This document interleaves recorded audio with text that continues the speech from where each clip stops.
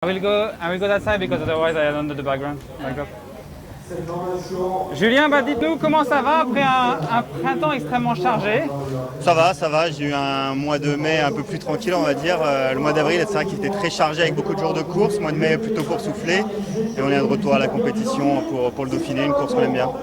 J'imagine que vous l'aimez bien cette course parce que vous êtes un attaquant et c'est une course qui sourit souvent en attaquant. Ouais, et quand on voit le profil cette année, il y a beaucoup d'étapes un petit peu indécises, donc c'est cool, il n'y aura pas trop d'arrivées au sprint je pense, donc beaucoup d'opportunités pour les échapper, donc voilà, on est très motivé pour cette semaine. À commencer dès aujourd'hui? Ouais, à commencer dès aujourd'hui, ouais. Donc on va voir à l'attaque aujourd'hui? Ouais, j'espère.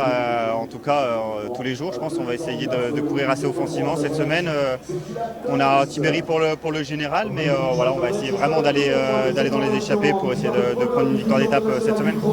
Et du coup aujourd'hui, comment faire que l'échappée aille au bout? Quelle est la recette pour que ça marche aujourd'hui? C'est compliqué, un bon groupe, 5-6 coureurs, ça serait l'idéal.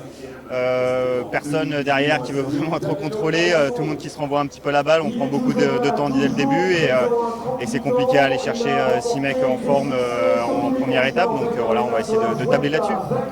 J'imagine que vous avez regardé un peu le Giro, même peut-être de loin. Vous avez vu l'étape de Trévise où Dries de Bondt gagne, où l'échappée de seulement 4 arrive à piéger le peloton.